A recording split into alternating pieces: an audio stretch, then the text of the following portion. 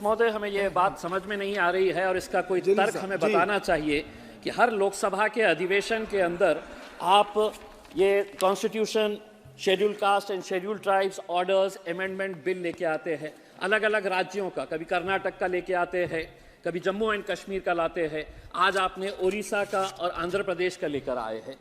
ये बहुत अहम मुद्दे हैं कि जहाँ पर आप कॉन्स्टिट्यूशन अमेंडमेंट अगर कर रहे हैं, किसी ट्राइब को इंक्लूड कर रहे हैं, तो आप एक कॉम्प्रिहेंसिव बिल लेके आइए पूरे देश भर का।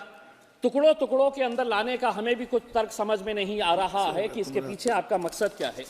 एक बात मैं ये कहना चाहता हूँ अध्यक्ष महोदय कि जब सरकार को किसी को कुछ देना नहीं होता है तो सबसे आसान तरीका ये होता है कि एक कमेटी बना लो।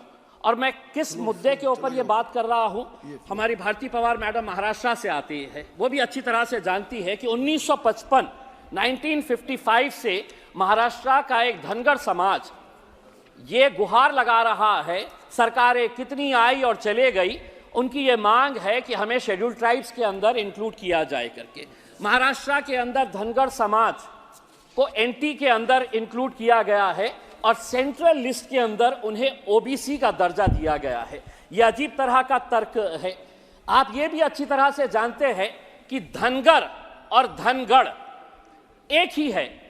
धनगर समाज के सभी लोगों का कहना है कि दूसरे राज्यों के अंदर चूंकि वहां पर धनगढ़ लिखा हुआ है और महाराष्ट्र के अंदर इन्हें धनगर बोलकर बुलाया जाता है, तो महाराष्ट्र की सरकारों ने इन धनगरों के साथ कैसी नाइंसाफी की। कहते हैं कि नहीं, ये स्पेलिंग मिस्टेक है, आप धनगर नहीं है तो आपको एसटी के अंदर हम इंक्लूड नहीं कर सकते हैं। राणे साहब, आप भी अच्छी तरह से जानते हैं मराठाओं को रिजर्वेशन मिलना चाहिए, किसी ने भी उसका विरोध नहीं किया है। जरांगे पाटिल का हम सम्मान करते हैं कि एक सामान्य छोटे से गांव का एक आदमी ने पूरे महाराष्ट्र की सरकार की नाक में दम कर दिया कि मेरे समाज के साथ नाइंसाफी हो रही है, उसको इंसाफ मिलना चाहिए। दुर्भाग्यवश आप लोगों ने धनगर समाज का कोई नेता तैयार नहीं होने दिया, सिर्फ अपने राजनीतिक स्वार्थ की खातिर। धनगरों की आबादी कितनी है? धनगरों की 45 जमातें जो है, ट्राइबल जो है, वो महाराष्ट्र के अंदर है, लेकिन उनका पॉपुलेशन कितना है अगर पूछेंगे तो कोई नहीं बताएगा। कोई कहता है कि 4% है तो कोई कहता है कि 10% है, क्योंकि 2011 के सेंसस के हिसाब से ये बातें चले आ रही है। इसीलिए जब कास्ट सेंसस होगा तो इनका भी डेवलपमेंट उसी के हिसाब से होगा कि इनकी आबादी कितनी है, जिसकी जितनी संख्या भारी उसके हिसाब से ही सब काम चलता है।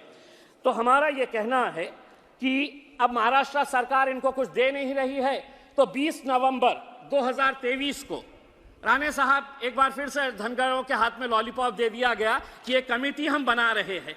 वो कमेटी ये तय करेंगी कि दूसरे राज्यों के अंदर तुमको जो बेनिफिट दिए जा रहे हैं वो महाराष्ट्र के अंदर कैसे देना। तो एक कमेटी, और कमेटी आपको मालूम है कि कमेटी के ऊपर कमेटी, कमेटी के ऊपर कमेटी, कमेटी के ऊपर कमेटी, या आप भुगत चुके हैं। आप देख चुके हैं कि महाराष्ट्र सरकार को जब मराठाओं को रिजर्वेशन देना था तो कितनी सारी कमेटी, आखिर लोगों ने बोले कि हम सड़क के ऊपर आएंगे करके। उसमें आप धनगरों के साथ क्यों इस तरह की नाइंसाफी कर रहे हैं?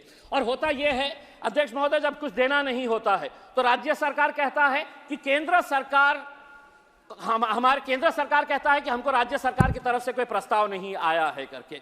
जबकि पृथ्वीराज चौहान, जब कांग्रेस के नेता और कांग्रेस के लीडर जब मांग ये करते हैं कि इनको देना चाहिए, तो उस वक्त उन्होंने झूठ कहा था कि हमने ऑलरेडी केंद्र सरकार को भेज दिए हैं, धनगरों को रिजर्वेशन मिलना चाहिए। सरासर पृथ्वीराज चौहान साहब जो उस वक्त के मुख्यमंत्री थे, उन्होंने झूठ बोला था, कोई प्रस्ताव नहीं भेजा गया था। अब तो आपकी ही सरकार है, महाराष्ट्र के अंदर भी आप बैठे हुए हैं, केंद्र के अंदर भी आप बैठे हुए हैं, तो ये एक दूसरे के ऊपर इल्जाम लगाने का कोई फर्क यही नहीं है। आपको अगर सही मानों में इंसाफ देना है तो आप दे सकते हैं, लेकिन आप इसी तरह का महाराष्ट्र के अंदर, आपको मालूम है कि धनगर समाज, अगर हम 48 लोकसभा की सीटों की अगर हम बात करते हैं तो 4 लोकसभा की सीटों के अंदर तो सिवाय धनगर का कोई आना ही नहीं चाहिए। आप अच्छी तरह से जानते हैं बारामती पूरा टोटल उनका इन्फ्लुएंस है, माढ़ा पूरा टोटल धनगर समाज का आना चाहिए, शोलापुर, सतारा, ये 4 लोकसभा की सीटें। 288 विधानसभा की सीटों की अगर हम बात करते हैं तो कम से कम 35 से 40 विधानसभा की ऐसी सीटें हैं जहां पर सिर्फ धनगर समाज का ही प्रतिनिधि वहां से चुनकर आ सकता है। धनगर समाज का अध्यक्ष महोदय एक इतिहास रहा है। अहिल्याबाई होलकर का आपने नाम सुना होगा। एक महारानी थी जिसने अपने समाज के लिए 18वीं सदी में मालवा रीजन की वो महारानी थी, लेकिन उसकी पहचान महारानी बोल के नहीं है। उसने अपने समाज के लिए और उसकी जेनरोसिटी जो थी उसके लिए आज धनगर समाज कई सालों से जालना जिले के अंदर अहिल्याबाई होलकर के एक स्मारक के लिए जगह मांग रहा है। आप वो जगह भी नहीं दे रहे हैं। इतनी बड़ी अपने समाज के लिए काम करने वाली, तो हम महाराष्ट्र सरकार से अनुरोध करते हैं जल्द से जल्द अहिल्याबाई होलकर के एक स्मारक के लिए बड़ी जगह वहां पर दी जाए करके। दूसरा ये है कि ये जो अलग अलग समाज के ये आ रहे हैं, अध्यक्ष महोदय, मुसलमानों के बारे में भी सांसद कहते हैं कि मुसलमानों को भी रिजर्वेशन देना चाहिए, लेकिन मैं आपको ईमानदारी के साथ कहता हूं, मुझे आपसे मांगना मतलब यह है कि मैं अपना साथ दीवार के ऊपर फोड़ने के बराबर, क्योंकि आप लोगों ने तो हमारे साथ एक ऐसा रवैया इख्तियार कर लिया है कि हम आपको सिर्फ सांस लेने दे रहे हैं, यही बहुत बड़ी बात है।